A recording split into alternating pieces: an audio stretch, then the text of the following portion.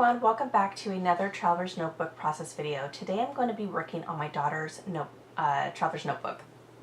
Now I had fun with this one.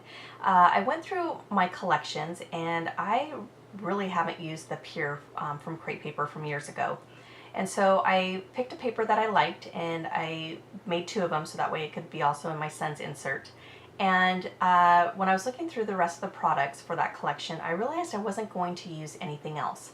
So I did pick out or look at the colors that were in that collection, and I just recently have discovered, while doing this whole Traveler's Notebook, rediscovered my scraps. Now the way I store my scraps is different than how I did when I first started, but yet I still have the bin of scraps. So a couple of those papers that you are seeing are literally from like back in 2000 when they were really thin. I used to just use a paper, and then once I had already cut into it, I would just throw it into a bin. Now I keep my scraps with the actual collections in Ziploc bags, and it works for me that way. But I thought it was really fun of picking out colors that were in that collection, and then picking out papers from, like I said, from back in 2000. So then another thing that I thought was funny was I didn't think I owned any more vellum. But while going through my scrap bin, I found a ton of vellum. So I was excited to know that, yes, I don't need to go to the store because I have plenty still. And again, the papers that I just throw in there, it's like almost full sheets. So I kind of laugh at myself now. But anyways, I kept all this in so that way you could see how I layered up my scraps, and really it's all just a matter of preference when you're doing it, is just what looks pleasing to your eye. I kind of messed around with them for a while, but I finally get it to the way I want it. Now I did stamp on that vellum, and that is one thing, like I said, I just wanted to bring different texture. I miss vellum. Like I said, I didn't think I had any, so I haven't used it in a really long time, but I had so much fun just stamping on it. I used to emboss on it. So it's just really nice to bring another layer and something that is different texture as well. Now I thought I was going to put this photo on the left hand side, and I'm going to change my mind, and here's why. You hear a lot of scrapbookers say how if they don't want the photo of the subject looking off the page. Now the subject obviously is the beach, however you do see my son in the picture. That wouldn't have bothered me, however he is reaching out to his papa who was getting his snorkel gear ready for him. And because his arm is out, it looked really odd to me on the left hand side. So I'm going to go ahead and bring it to the right. And then to me, once I was done looking at that visually, I felt like the papers looked balanced. And that is because you have a pattern on one side, but a white cardstock on the right. And so with all those colors popping off behind that photo, I felt then having like the pattern in all those colors, it felt very balanced to me. Now, one of the papers I did show you from the Pure collection that I also used was the one that looked like umbrellas or hexagons. I cut those up, and then I'm going to layer or put some on the paper on both sides.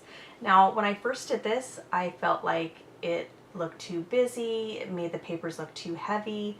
I just didn't like it, and I sometimes need to step away for a few hours and go back to it. And then sometimes I'm like, okay, actually it does look good. Because sometimes, when you're looking at something like almost like a blank canvas that you're working on, when you start adding more and more, sometimes it's too much too quickly, at least for my eyes, and I have to like kind of take a break from it. So I'm going to go ahead and hear that down.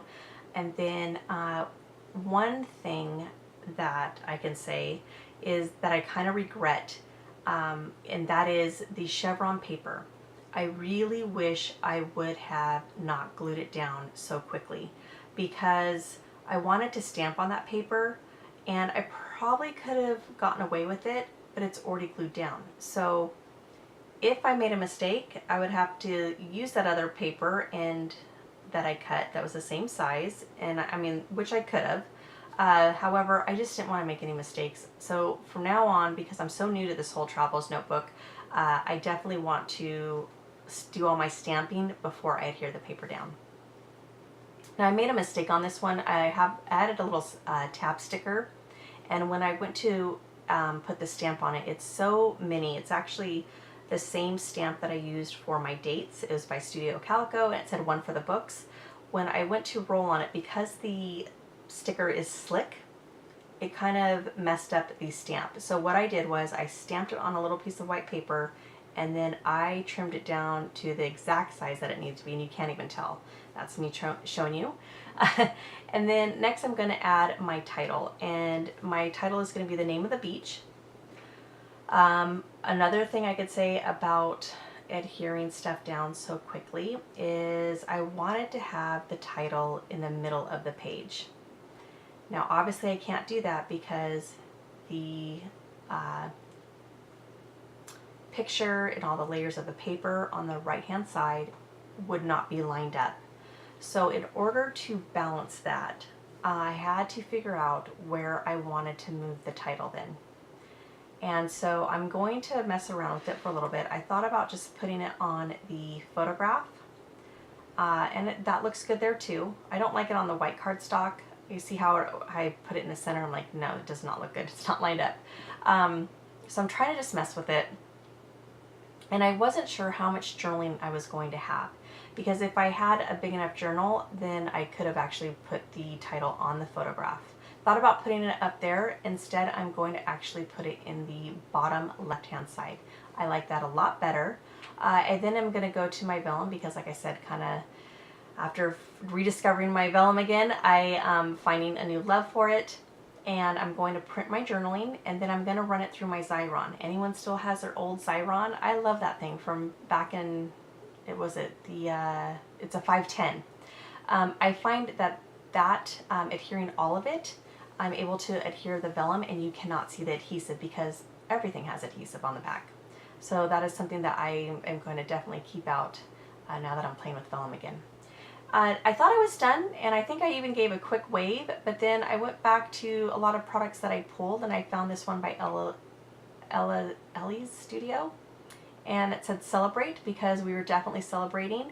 It was the first beach we went to after a few hours of arriving in Hawaii.